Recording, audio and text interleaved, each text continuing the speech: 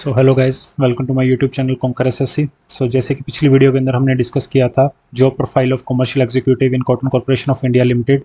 सो उसके अंदर हमने इसके वर्क प्रोफाइल के बारे में, वर्कलोड, पोस्टिंग वगैरह इन सब चीज़ों के बारे में डिस्कस किया था। तो इस वीडियो के अंदर हम लोग डिस्कस करने जा रहे हैं strategy for junior commercial executive in CCI. So जैसे कि आप लोगों को मैं पहले बता चुका हूँ, मैं खुद एज ए जेसी सिलेक्ट हुआ था 2025 के एग्ज़ाम में और मैंने खुद सीसीआई के अंदर वर्क किया है। तो उस टाइम मेरी क्या स्ट्रेटेजी थी कि मैंने एग्ज़ाम 1 से 1.5 महीने के अंदर मैं क्रैक कर पाया, और वो स्ट्रैटेजी आपको कैसे काम आ सकती है वो सब हम इस वीडियो के अंदर डिस्कस करेंगे। कुछ टिप्स जो मुझे उस टाइम पता चली है, जो मैंने अपने स्ट्रैटेजी के अंदर ऐड करी, जिसने मुझे बाद में एग्ज़ाम के अंदर काफ़ी फ़ायदा दिया। जैसे कि पिछली वीडियो के अंदर मैं बता चुका हूँ कि जो एग्ज़ाम है वो मिड अगस्त या फिर लास्ट अगस्त तक आपका 100% हो जाएगा। इसके ऊपर देखा जाए तो आपके पास सिर्फ 1 से 1.5 महीना है, जिसके अंदर हमें पूरा सिलेबस भी अच्छे से कवर करना है और रिवाइज़ करना है, और ताकि हम एग्ज़ाम के अंदर अच्छे से परफॉर्म कर पाएँ। बढ़ते हैं हम आगे। सबसे पहले आ जाता है स्ट्रेटेजी के अंदर सिलेबस। सिलेबस की अगर बात करी जाए तो आप सबको पता है कि इस एग्ज़ाम के अंदर एग्रीकल्चर और बाकी जो सब्जेक्ट्स हैं, क्वांट, रीजनिंग, इंग्लिश, जीके, और इस बार कंप्यूटर भी ऐड हुआ है, जो कि एक नया एडिशन है। पिछले साल कंप्यूटर नहीं था, इस बार कंप्यूटर को भी सीसीआई ने ऐड किया एग्ज़ाम के अंदर। तो इस सब के बारे में सिलेबस के अंदर सबसे पहली बात तो ये है कि आपको थोरोली सिलेबस को पहले एक बार पढ़ना है। ठीक है, जैसे कि हमें पता है कि जो सिलेबस है हमारा, एग्ज़ाम जो होने वाला है वो 120 मार्क्स का होने वाला है। इसके अंदर जो 60 हैं वो आएंगे एग्री से क्वेश्चंस, और बाकी जो 60 नंबर हैं वो हमारे अदर सब्जेक्ट से कवर होने वाले हैं।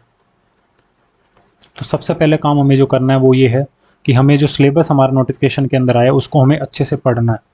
उसको एक एक चीज़ हमें अच्छे से पढ़नी है, और जो भी हमें सब्जेक्ट्स कवर करने हैं, जो भी हमें तैयारी करनी है, वो सिलेबस के अकॉर्डिंग ही करनी है। हमें कुछ उससे बाहर वाली चीज़ें या कुछ एक्स्ट्रा चीज़ें करने की आपको बिल्कुल भी ज़रूरत नहीं है। आप एक बार अच्छे से सिलेबस को गो थ्रू करिए, सबकी वेटेज देखिए, जिसकी जितनी ज़्यादा वेटेज है हमें उस सब्जेक्ट्स के ऊपर उतना ही ध्यान देने की ज़रूरत है। तो सेकंड पॉइंट आ जाता है हमारा how to cover agriculture subjects. अगर एग्रीकल्चर सब्जेक्ट्स की बात करेंगे तो मैंने मेरे टाइम में जो बुक्स रेफ़र करी थी वो थी, सबसे पहले जो सबसे बेसिक बुक आ जाती है हमारी, दैट इज़ नेमराज सुंदर। और जो सेकंड बुक मैंने करी थी दैट वाज अरुण काट्यान। ये आप दो बुक्स से अच्छा खासा सिलेबस आप सीसीए के लेवल का आप आराम से कवर कर सकते हैं और सारा रिवाइज अच्छे से कर सकते हैं। और अगर कुछ अलग बुक्स की बात करी जाए तो जैसे एसीसी है, एग्रीकल्चर कोचिंग चंडीगढ़, इनकी बुक्स आती हैं, इनकी बुक्स भी काफ़ी अच्छी हैं। वो आपको काफ़ी शॉर्ट और क्रिस्प वे में आप सारा सिलेबस उनसे भी रिवाइज कर सकते हैं। और इसके अंदर मैं क्या आपको स्पेशल मेंशन करना चाहूँगा, आई एग्ज़ाम भी करके चैनल है, जिनका एक चैनल एग्री भी करके भी है। आप उनके चैनल पे एग्ज़ाम से पहले वो सर 5 से 10 दिन पहले काफ़ी अच्छी शॉर्ट्स अपलोड करते हैं, जिसके अंदर 2 से 4 पॉइंट्स वो बताते हैं, और वो पॉइंट्स आपके एग्ज़ाम के अंदर ज़रूर हेल्प करेंगे। जैसे मैंने उनको फॉलो किया था तो मैक्स टू मिनिमम 7 से 8 क्वेश्चन जो थे एग्रीकल्चर के, वो उनकी शॉर्ट्स जो थी 10-15 शॉर्ट्स वो डालते हैं एग्ज़ाम से पहले, उससे ही कवर हो जाती हैं। तो आप वो चैनल को भी ज़रूर देखिए इसके, और ऊपर जाके शॉर्ट्स वगैरह आप इनके चेक कर सकते हैं। उसके बाद में आ जाता है हमारा क्वांट। अगर क्वांट की बात करी जाए तो क्वांट इस बार हमारा आने वाला है 15 नंबर का। तो अगर 15 नंबर की बात करी जाए तो इसके अंदर आपको 7 से 8 चैप्टर देखने को मिलेंगे जो सिलेबस के अंदर मेंशन किए हैं, जो कि काफ़ी इजी चैप्टर्स हैं। रेशो प्रपोर्शन हो गया, परसेंटेज, प्रॉफिट लॉस। तो हमें एक बात तो वही रहना है कि हमें अपने सिलेबस से स्टिक रहना है, कि हमें वो नहीं है कि हम ज्योमेट्री कर रहे हैं, मेंसुरेशन कर रहे हैं, उतने डिफिकल्ट लेवल के क्वेश्चंस आपको नहीं देखने को मिलेंगे। और अगर आप पूछेंगे कि आपको कहाँ से कवर करने हैं, तो मैं आपको एडवाइस दूंगा कि आप सिंपल चैप्टर का नाम लिखिए, जैसे यूट्यूब पे जाइए, परसेंटेज फॉर एसएससी सीएचएसएल लिख दीजिए। इसके अंदर आपको एसएससी के 4 से 5 अच्छे टीचर, जो भी आपको जिससे अच्छे समझ आए आप उससे करिए, क्योंकि जो लेवल क्वेश्चंस का आएगा वो एसएससी सीएचएसएल लेवल के लगभग उसके मिलता जुलता है, उसके हार्ड बिल्कुल भी नहीं आएगा। इस लेवल से बिल्कुल कम कम ही लेवल रहने वाला। अगर एक आधा हार्ड क्वेश्चन भी आ गया, अगर इस लेवल का आपने क्वांट कवर किया होगा तो आप अच्छे से सारे क्वेश्चन सोल्व कर पाएंगे। और दूसरा जो है प्रोबेबिलिटी का एक अच्छा क्वेश्चन जरूर आएगा, उसके लिए आप अच्छे से ज़रूर तैयारी करिए। प्रोबेबिलिटी का एक अच्छा क्वेश्चन आपका आने ही आने वाला है। पिछले साल भी उन्होंने एक अच्छा क्वेश्चन डाला था, इस साल भी पूरे चांसेस है कि आपको एक अच्छा क्वेश्चन देखने को मिलेगा। तो ये चैप्टर्स को आप अच्छे से कवर करिए। उसके बाद आ जाती है बात रीजनिंग की। रीजनिंग का भी बिल्कुल सेम रहेगा कि आपका 10 नंबर की रीजनिंग पूछी जाएगी, उसके अंदर आपके 10 से 12 चैप्टर सिलेबस के अंदर मेंशन किए गए हैं। सब में से आप मान के चलिए एक एक दो दो क्वेश्चन आपको एग्जाम के अंदर जरूर देखने को मिलेंगे। इसके अंदर क्वांट और रीजनिंग के अंदर जो सबसे मेन इंपॉर्टेंट बात आ जाती है वो है प्रैक्टिस। आप एक बार किसी भी यूट्यूब से आप सिलेबस कवर करिए और उसके बाद मिनिमम चाहे रीजनिंग हो चाहे क्वांट हो, हर एक चैप्टर के मिनिमम आप 100 से 150 क्वेश्चन जो ईजी टू मॉडरेट लेवल के क्वेश्चन होंगे उनको जरूर और ज़रूर सोल्व करिए, क्योंकि जितना आप प्रैक्टिस करेंगे तभी आप एग्ज़ाम्स के अंदर उसका परफॉर्म कर पाएंगे। उसके बाद अगला हमारा आ जाता है इंग्लिश। तो अगर इंग्लिश की बात करी जाए तो इंग्लिश आप लोगों को पता है कि इंग्लिश भी इस बार की वेटेज कम करके सिर्फ 10 नंबर की कर दी गई है। सो अगर 10 नंबर की आप बात करेंगे तो इसके अंदर आप आरसी जो पोर्शन है उसके मान के चलिए 4 से 5 नंबर आपको आरसी से ही मिलेंगे। 4 से 5 नंबर का आरसी आने ही आने वाला है। और एक आपका जो पीके और एस होता है जिसको पैरा जंबल बोला जाता है, एक क्वेश्चन आपको 100% इससे देखने को मिलेगा, 2 क्वेश्चन आपके वो कैप से देखने को मिलेंगे आपको, और बाकी के जो बचा 2 से 3 क्वेश्चन होंगे वो आपकी ग्रामर से आपको ज़रूर देखने को मिलेंगे। सो हमें इसी अकॉर्डिंग इसको कवर करना है। सबसे जो मेन पार्ट है इसका वो है हमारा आरसी। सबसे जो मेन पार्ट इसके अंदर में देखने को मिलता है वो है आरसी। आरसी के लिए आप अच्छे से रीडिंग स्टार्ट करिए, कोई भी एक बुक न्यूज़पेपर वगैरह जरूर 5 से 10 मिनट दिया करिए, और जितना हो सके डेली के मिनिमम आप 3 से 4 या 5 आरसी डेली के सॉल्व करिए, ताकि आप 1 से 1.5 महीने के अंदर आरसी को समझने और उसके क्वेश्चन सॉल्व करने में आपकी अच्छी खासी प्रैक्टिस हो जाए। और पीके और एस की बात करिए तो आप इजी लेवल का ही आएगा, ज़्यादा मुश्किल लेवल का आपको नहीं पूछा जाएगा।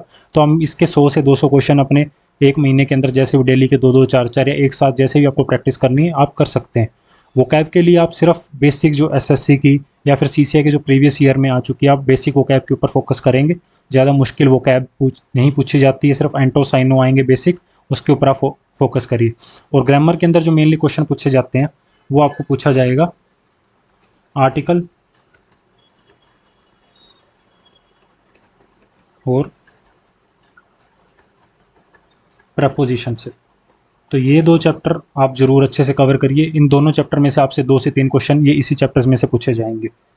सो उसके बाद अगला हम बढ़ते हैं जीके के ऊपर। तो अगर आप जीके की बात करेंगे तो जीके का भी इस बार 15 नंबर का 10 नंबर का वेटेज है इस बार। पिछली बार 15 नंबर की जीके थी, लेकिन इस बार जीके 10 नंबर की है। तो 10 नंबर में से आप मान के चलिए कि जो आपके करंट अफेयर आएंगे वो 5 से 6 क्वेश्चन आपको करंट अफेयर के ही देखने को मिलेंगे। और करंट अफेयर भी मेनली जो आएंगे वो आपके एग्रीकल्चर से रिलेटेड, गवर्नमेंट स्कीम्स होगी उससे रिलेटेड, और ख़ास करके 1-2 कॉटन से रिलेटेड भी आपके करंट अफेयर्स देखने को मिल सकते हैं। उसके बाद जो बाकी सब्जेक्ट्स की बात अगर इसके जीके के अंदर बात करी जाए तो मेनली जो क्वेश्चंस इकोनॉमिक्स से आपको 1-2 क्वेश्चन जरूर देखने को मिलेंगे, जैसे नेशनल इकोनॉमी वगैरह, जीडीपी, नेशनल इनकम, इन सब से आपको अच्छे खासे क्वेश्चंस देखने को मिल सकते हैं। मेनली जो आपका फोकस रहना चाहिए जीके के अंदर वो करंट अफेयर के ऊपर रहना चाहिए, क्योंकि करंट अफेयर से आपके मैक्सिमम पोर्शन जो होगा वो करंट अफेयर से ही पूछा जाएगा। सो आगे बढ़ते हैं। उसके बाद आ जाता है हमारा उसके बाद आ जाता है हमारा कंप्यूटर। सो कंप्यूटर इस बार एक नया ऐड किया इन्होंने, पिछले साल कंप्यूटर नहीं पूछा गया था। सो कंप्यूटर का जितना आप सिलेबस देख सकते हैं तो कंप्यूटर के अंदर भी बेसिक जो आपके क्वेश्चंस रहने वाले 15 नंबर में से वो एमएस वर्ड के बेसिक हो गया, एमएस एक्सेल हो गया और एमएस पावर पॉइंट हो गया। वर्ड, एक्सेल, पावर पॉइंट और शॉर्टकट कीज़। अगर आप इतना भी ये 4 चीज़ें भी आप अच्छे से करके जाएंगे तो आप मिनिमम 15 में से 10 से 12 क्वेश्चन आपको इन्हीं में से देखने को मिलेगा, और आप अच्छे से 10 से 12 क्वेश्चन इसमें से ही निकाल लेंगे। सो इन बाकी जो कंप्यूटर की जो मेन जो पीडीएफ होगी वो अपने टेलीग्राम चैनल पे आपको अपलोड कर दी जाएगी। आप वहाँ से मुश्किल से 15-20 पेजेस की वो पीडीएफ होगी, उसमें से आप ये मुश्किल 10 से 12 क्वेश्चन ईजिली सॉल्व कर पाएंगे। सो आगे बढ़ते हैं। उसके बाद आ जाता है एग्ज़ाम लेवल। अगर हम एग्ज़ाम लेवल की बात करें तो अभी तक जो एग्ज़ाम लेवल रहा है हमेशा से वो इजी से मॉडरेट, मैक्सिमम जो एग्ज़ाम रहा है वो ईजियर साइड ही रहा है। कभी कभार कुछ क्वेश्चंस जो हैं वो मॉडरेट साइड भी देखने को मिले हैं। सो इस बार भी मैक्सिमम चांसेस है कि जो आपका एग्ज़ाम होने वाला है वो ईजियर से मॉडरेट साइड ही रहेगा। और इसके लिए आप मिनिमम मान के चलिए कि अगर आपको एग्ज़ाम में अच्छा परफॉर्म करना है तो आप 120 में से आप मिनिमम 110 से 115 आपको अटैम्प्ट करने पड़ेंगे, क्योंकि इस बार आपकी वैकेंसी भी सिर्फ 50 है। तो इसलिए आप इस हिसाब से आप लगा सकते हैं अनुमान कि आपको अच्छा खासा इसके अंदर स्कोर करना पड़ेगा। उसके बाद बात आ जाती है एक्सपेक्टेड कट ऑफ की। सो एक्सपेक्टेड कट ऑफ की अगर बात करी जाए, सो देखो एज सच तो कोई भी आपको नहीं बता सकता, ना मैं खुद बता सकता, लेकिन जो ये रेंज रहेगी आपकी यूआर के लिए, अगर जो बच्चा इतना स्कोर करेगा वो 99% आप मान के चल सकते हैं कि आपका सिलेक्शन इस बार पक्का है। इतना आपको मिनिमम स्कोर करना पड़ेगा, और इतना मिनिमम स्कोर करने के लिए आपको मिनिमम 110 से 115 अटैम्प्ट करने पड़ेंगे 95% एक्यूरेसी के साथ। बाकी जो कैटेगरीज हैं वो इससे आप दो दो चार चार नंबर, एक एक दो दो नंबर कम करके सोच सकते हैं। इसी रेंज के अंदर आपका कट ऑफ इस बार रहने वाला है।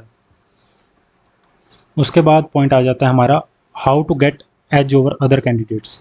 सो जो बाकी कैंडिडेट्स हैं उससे आप आगे कैसे निकल सकते हैं। सो देखिए सभी के पास 1 से 1.5 महीना है।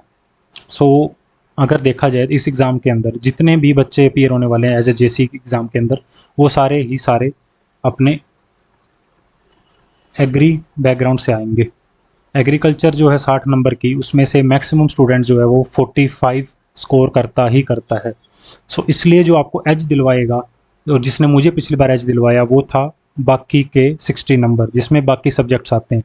क्योंकि मोस्टली जो बच्चे होने वाले हैं वो बाकी जो 60 नंबर होगा, जिसके अंदर हमारा मैथ, रीजनिंग आ जाएगा, इंग्लिश, जीके, कंप्यूटर आएगा, उसको उतने अच्छे से प्रिपेयर नहीं करने वाले। तो आप उन 5 सब्जेक्ट्स के ऊपर काफ़ी अच्छे से फोकस करिए। मैं आपको यही एडवाइस करूँगा कि अगर आप एग्रीकल्चर बैकग्राउंड से हैं और आपने अच्छी खासी तैयारी करी है, तो आप अपना 60% जो फोकस है वो अदर सब्जेक्ट्स के ऊपर रखिए, क्योंकि आपको सिलेक्शन ये अदर सब्जेक्ट्स ही दिलवाएंगे। बाकी आपका जो 40% फोकस है वो आप एग्रीकल्चर के ऊपर रखिए, उसके सब्जेक्ट्स को अच्छे से कवर करिए, रिवाइज़ करिए, क्योंकि अगर आप एग्रीकल्चर बैकग्राउंड से हैं तो मोस्टली जो कुछ आएगा वो आपने अपनी डिग्री के अंदर कवर किया होगा, सिर्फ आपको रिवीजन की ज़रूरत है।